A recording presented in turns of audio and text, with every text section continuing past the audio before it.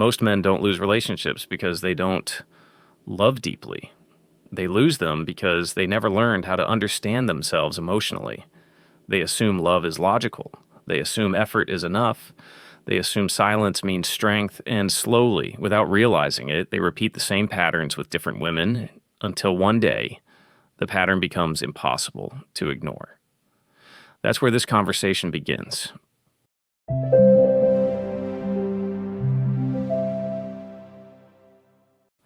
The moment a man realizes it might be him. There's a moment many men experience, but rarely talk about. It's the moment when two very different women from different backgrounds, cultures, and personalities respond to him in the same painful way. The marriage ends. The next relationship begins. And suddenly the same emotional tension appears again. At first, the instinct is blame, then confusion, and finally, if the man is brave enough, self-examination. This is not weakness. This is awareness beginning to form. Most men don't realize they're repeating patterns until the pain shows up twice. Different woman, different background, same emotional outcome. And that's when a man starts asking the question that changes everything. Is it really her, or is it me? This question is uncomfortable because it forces a man to look inward instead of outward. It challenges his ego, his pride, and the story he's been telling himself. But here's the truth. If the emotional result keeps repeating, the common factor isn't the relationship. It's the man. And the moment a man becomes willing to look at his own behavior, not with shame, but with curiosity, he steps into real growth. Self-awareness is not self-blame. It is the beginning of emotional leadership. Why logic fails in emotional relationships? Most men grow up believing communication works the same everywhere. Logic in, logic out. Problem solved, that works with work. It works with systems. It works with tasks. But relationships don't run on logic alone. Many men unknowingly approach emotional conversations the same way they'd talk to a male friend, direct, efficient, solution-focused, and when it doesn't work, they feel confused, frustrated, or unappreciated. Not because they're wrong, but because emotional language is different from logical language.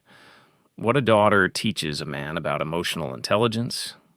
For many men, emotional understanding doesn't come from books or advice.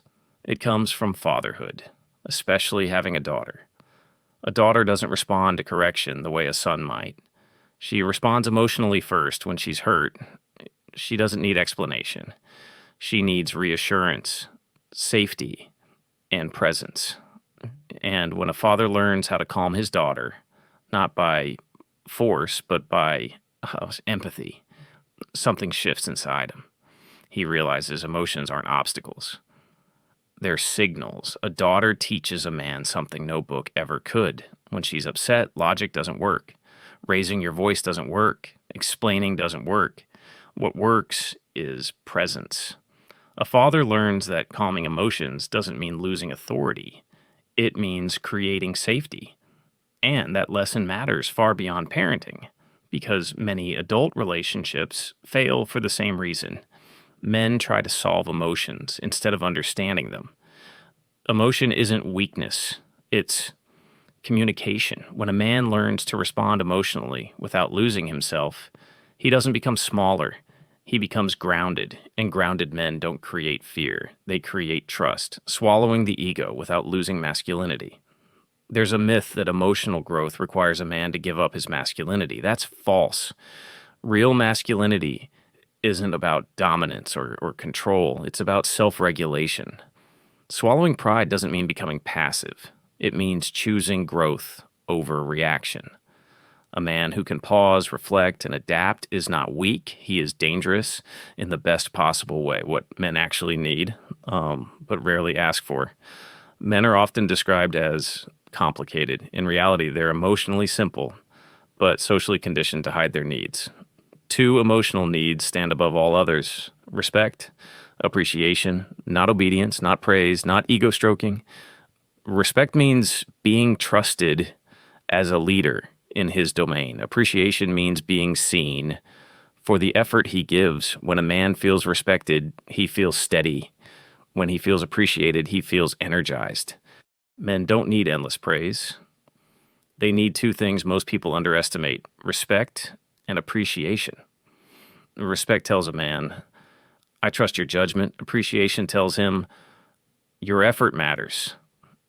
When a man receives these consistently, something powerful happens. He becomes calmer, he becomes stronger, he becomes more generous. Appreciation fuels a man's desire to provide, not because he's obligated, but because he's motivated. This isn't manipulation, it's emotional reinforcement. Men don't shut down because they don't care. They shut down because they feel unseen. The beast inside. Every man has aggression inside him. Not violence, not rage, raw energy. The problem isn't having a beast. The problem is not knowing how to contain it. An uncontrolled beast destroys relationships. A trained beast protects them. True strength is not unleashing aggression at home. True strength is knowing when and where it belongs. Every man has a beast inside him.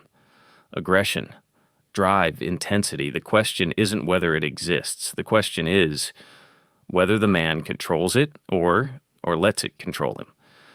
A man who unleashes his beast on his partner isn't powerful. He's untrained. Real strength is containment, discipline, emotional mastery. A man who can walk calmly while knowing his strength exists beneath the surface commands more respect than a man who explodes. You don't become strong by releasing the beast. You become strong by mastering it. Why many relationships are breaking down? Modern relationships struggle not because love is gone, but because emotional leadership is missing. Many men were never taught how to regulate emotions, lead calmly, or model stability. They weren't trained to be bad partners. They were never trained at all. And growth doesn't start with blame. It starts with responsibility. Becoming the man who breaks the cycle. Growth is uncomfortable.